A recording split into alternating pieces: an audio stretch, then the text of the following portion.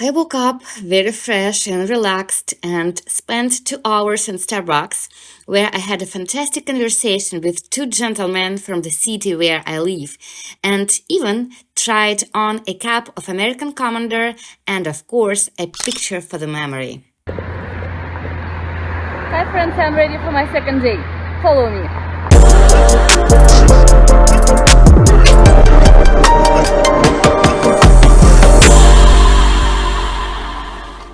Finally, at noon, I'm departing from Springfield.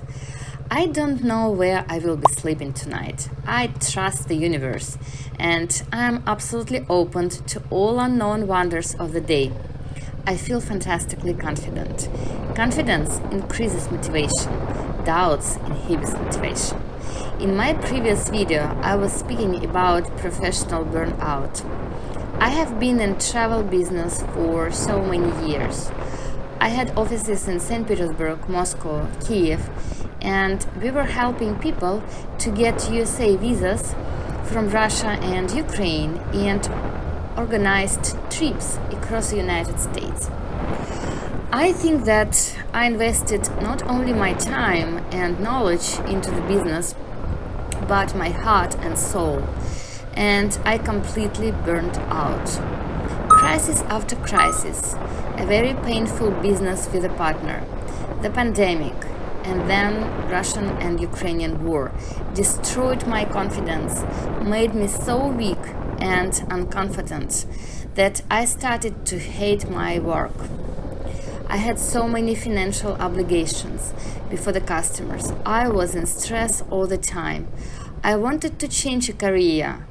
I even tried a couple of new projects, but none of the projects touched my heart. I tried and I didn't want to continue. So, the third thing that I started to do after walking and reading was thinking about my business and finances.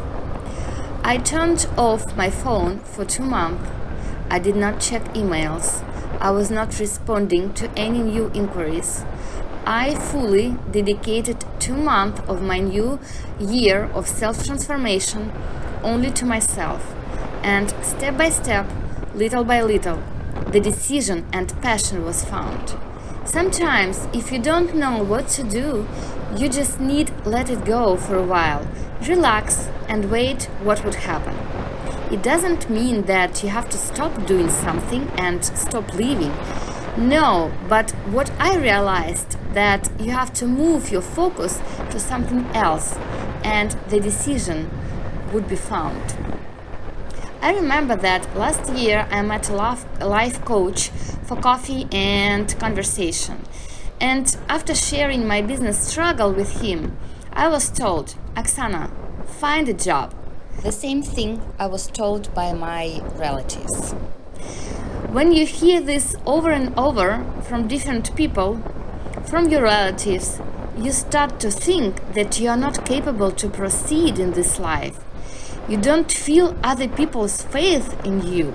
You do not receive the support that you need. And you are getting weaker and weaker. And finally, you give up. Or, if you have a stubbornness inside of you to change things and place a life upside down, the important thing you need to do is to remove all interactions with people who pull you down. You have to minimize communication with these people and surround yourself with people who truly have faith in you and never let you down. Have you ever read a book by Robert Kiyosaki, Rich Dad, Poor Dad? One of the ideas of this book, while you are like a rat racing in circles, you are not capable to see the options that the world is offering to you. I had a fear, of course, that I wouldn't be able to survive because my travel business was facing the unprecedented difficulties. But a fear to become a rat racing in circles was greater. I didn't want to become a slave of the system. And I promised to myself that I would restart my business, would work on the errors, and I will be free and I will be the master of my time. So I'm stopping at the old section of the road. Actually, this is the road looked like before Road 66 was opened, and it's a red color and it's made of red bricks. This is an example of an old section of highway that predated Route 66 and became a part of Route 66 from 1926 to 1930, and then was bypassed in favor of a more direct alignment to the east. It's empty now, and I'm totally enjoying riding here. And I can stop for pictures and videos. When you have a backpack with all your stuff, it takes like at least 20 minutes to unpack and pack. And imagine the temperature. It's in the middle of July and it's very, very hot outside. I have a short stop in the city Girard. The city in 2010 was competing to win the status of single best town in America, but it lost out to Three Lakes, Wisconsin. Girard is famous for its Doc's Soda Shop. It used to be a pharmacy, but now a museum and a place where you can try the old-style soda. Sprite. So, can I green one? Okay, so that's lemon lime. Do you Okay. just want lemon lime? A lot of people mix it with Sprite, and they do a green river, and that's a famous drink. Okay, let's Do do you want to do that? Okay. Yes. Okay. The process of making old soda style is dispensing carbonated water and syrup separately, and this must be hand mixed together. But the tricky question was how the water got bubbled. The two secret ingredients to making carbonated water, it turns out, are pressure and temperature. If carbon dioxide is mixed with very cold water in a sealed high-pressure environment, the elements will successfully combine. The first man to invent such a pressurized carbonation system was Johann Jakob Schwepp, a Swiss scientist who developed a hand-cranked compression pump back in 1783, and whose name still graces bottles of fizzy ginger ale and club soda. This soda is extremely sweet, and there are more than 100 flavored syrups, many derived from natural fruits, herbs, and pungent roots: birch, lemon, ginger, cherry, pomegranate, gooseberry, nutmeg, grape, vanilla, peppermint, and rose. I am enjoying it. Now I'm heading to Carlinville. I'm still in Illinois. I'm passing by small towns and villages and thinking about my life, about people, about my dreams. Do you know that the most negative feeling that you may experience is self-doubt? Self-doubt is a part of human condition, but in excess it undermines the individual's confidence and interferes with their ability to set and work towards goals that are important to them in productive activities like work, home management, sport, leisure, or in relationship, platonic or romantic. Doubt is always inside of us, waiting for stress to push it to the surface. Doubts start as a tiny seed that steadily and slowly, under the right conditions, grows inside of you. It transforms and shapes the way you view yourself until one day you look in the mirror and no longer recognize who you thought you could become. Doubts can transform your internal appearance from the once confident individual to the person who is often consumed with hesitation, self-criticism, and second-guessing. I have two friends. One is 41. She is absolutely beautiful woman, very intelligent, with a good degree and work. She lives in Russia. Her husband left her 8 years ago, but she still is waiting for him. She is so unhappy. She has so much doubts in herself, and she already started to plan a retirement because she thinks that her life is over at the age of 41. When I am around her, I feel like I am over 80 years old. All good things already passed, and it's time to wait for the retirement and the death. I believe that we become and act exactly like people that we are surrounded. Be careful in choosing a partner for life. This perception of the life might be contagious. Or I have another example. My friend, she is 61. She full of energy, dreams, hopes, and she lives her life at fullest. When I'm around her, I feel that I want to live, to create, to enjoy. Does the age matter? I don't think so. The age doesn't matter until you take actions. Just do something, get moving, and motivation will come. And of course, surround yourself with people who will not put a guilt on you and will not increase your self-doubts. Read the book Icons and Ideas by Bob Lutz. It's a very essential book. Live with confidence. Put aside your doubts. Take the opportunity to live life to the fullest. Try to remember your hopes, dreams, and the opportunities that you may have once dismissed. Now is the time to go for it. Confident is my new can-do attitude, and I am sharing my attitude and courage with you, my friends. I am stopping at Carlinville Downtown Square, which is a part of historical district recognized since 1976. The town's spiritual center is a gazebo, where a series of concerts is held during the summer month. For me, it is a place to relax, read my essential book about Route 66, plan my day, stops, lunches, and dinners and sightseeings. A little bit about my outfit. Remember, this is July and over 85 degrees. But I decided to wear the protective jacket all the time. It's my first jacket made of leather, and it has shoulders, arms, and a back protection. And this jacket is a super gift from my friend who makes the best tacos in Aurora, Illinois, and serves the great Chicago area. His Instagram flows2iamtacos. Subscribe and try the delicious food. And today I am on the mission to wear Flo's 2IM Tacos t-shirt. Also, I'm wearing bandana. This is also a gift from my friend who taught me how to ride. And because of him, I found out about Itchy Boots, who inspired me to travel on my motorcycle. Also, today I realized that the helmet is getting very loose and it will cause me a lot of troubles ahead, but I don't know about that yet.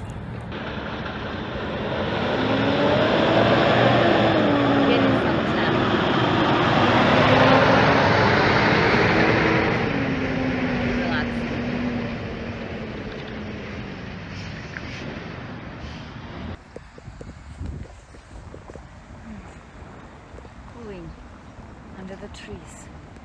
Oh my god.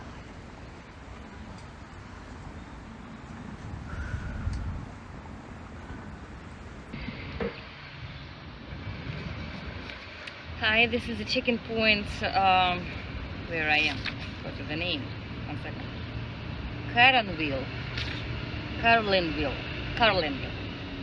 So this is the chicken point, Carlinville.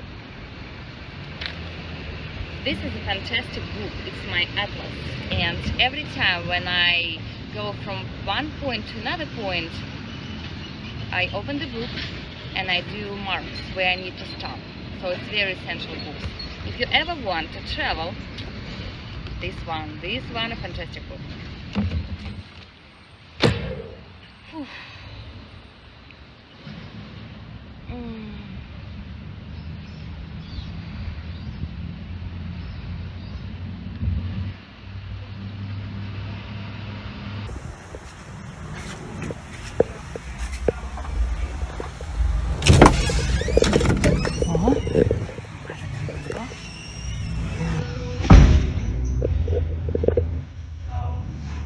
Hello.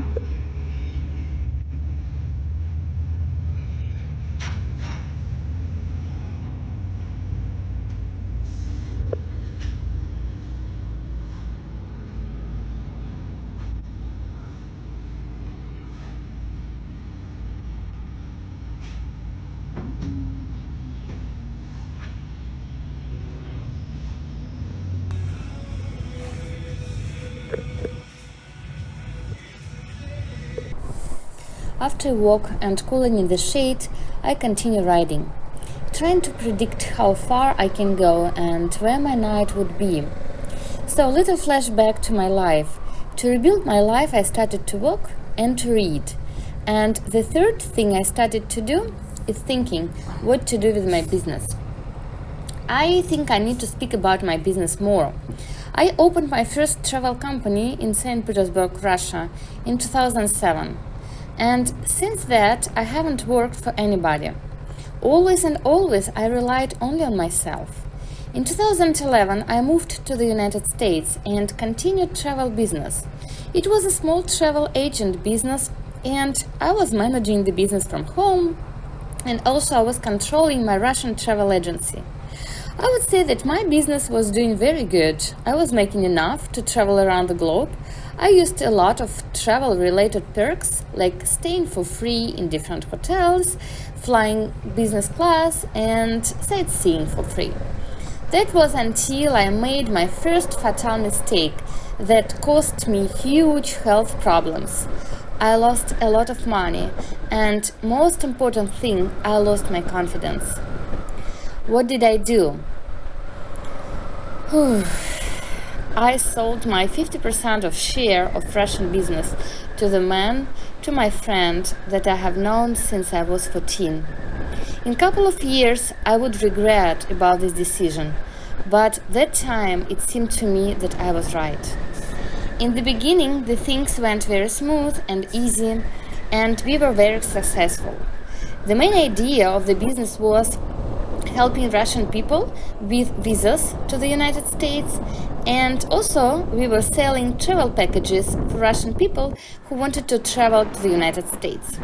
We ran a large office, hired employees, and successfully conducted a marketing campaign. And very soon our company's turnover had almost reached the standards of the medium-sized business, and we managed to purchase a tour operator license. One day later, after we invested our money into this license, all 4 American consulates were closed in 4 different regions of Russia due to the political issues between 2 countries, USA and Russia. And of course, our sales decreased dramatically. Approximately around this time, I found out that my business partner fired all my loyal employees who had been working for me years and years. He replaced all employees, putting his relatives on all positions, and he started to insist on selling my American business to him. And when I refused to sell my American part, a person who I have known since childhood suddenly turned into an unstable maniac who emotionally was killing me, being 5,000 miles away from me. I stopped eating, I stopped sleeping, I stopped functioning. Everything was falling apart. But still, I hoped that we would discuss the issues and we would find a solution. I remember he called me the day before my birthday, it was my 35th birthday, telling me a lot of good wishes, lulling my vigilance.